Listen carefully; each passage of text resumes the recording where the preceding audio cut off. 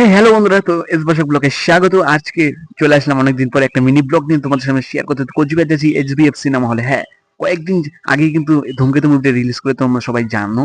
তো এসবিএফ এ রিলিজ করেছে। যাই হোক, আজকে কিন্তু চলে যাচ্ছে। হয় তবে গার্লফ্রেন্ডকে নিয়ে নয়, একটা ভালো বন্ধুকে নিয়ে। তো অনেকদিন থেকে প্ল্যানিং করছিলাম যে যাবো। তো অবশ্যই কিন্তু এসে বললাম যে লিফটে কিন্তু চড়ছি, উপরে কিন্তু তিনতলা যাবো। তোমরা দেখতে থাকো মিনি ব্লগটা অবশ্যই। আর লাইক, কমেন্ট, শেয়ার, ফলো অবশ্যই কিন্তু করে দিও, কারণ অনেকদিন পরে কিন্তু মিনি ব্লগটা তোমাদের সামনে শেয়ার করতে চলে আসলাম। তো এটি কিন্তু খুব সুন্দর ফার্স্ট টাইম। আর দেখতে পাচ্ছ এসবিএফ এর লোগোটা তোমাদেরকে দেখালাম। তো দেবী চৌধুরানী, ধূমকেতু আর ওয়ার টু ধূমকেতু কিন্তু এটা কিন্তু এখন মুভিটা চলছে আর কি। ঠিক আছে, তো কিছু পার্ট তোমাদেরকে দেখাচ্ছি, তারপর কথা বলছি।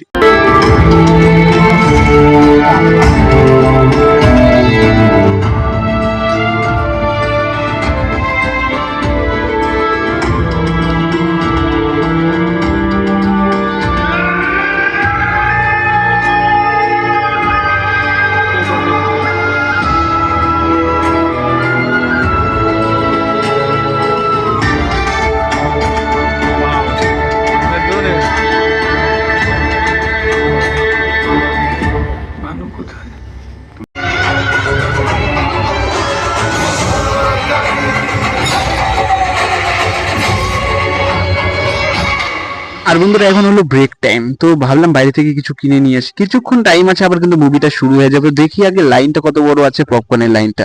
ঠিক আছে, তো তারপরে কিন্তু আমি ভাববো যে কিন্তু নেবো। দেখতে পাচ্ছ কত বড় লাইন, এখানে নিতে গেলে কিন্তু অনেকটা টাইম লেগে যাচ্ছে। আর অনলাইনে কিন্তু বুকও করিনি, আমি শুধু টিকিটটা বুক করেছিলাম। যাই হোক, বাদ দাও, এখানে আর নিবো না। তো চলে যাই মুভির এখানে। সে কথা দুজনেই জানি, বলে যেতে হবে চল না, ভুলে অবশেষে কিন্তু বন্ধুরা মুভিটা কিন্তু শেষ। তো যাই হোক, মুভিটা কিন্তু বেশ দারুণ ছিল গাইস। যারা যারা দেখোনি তো অবশ্যই কিন্তু দেখে নিও।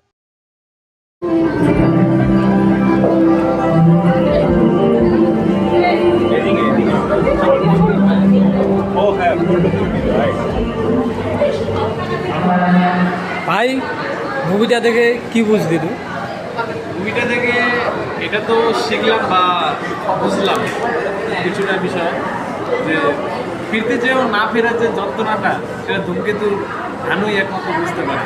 আর প্রেমিকার সারা জীবনের জন্য হারানোর যন্ত্রণাটা, ভাই কি বলবো, মুভিটা না দেখলে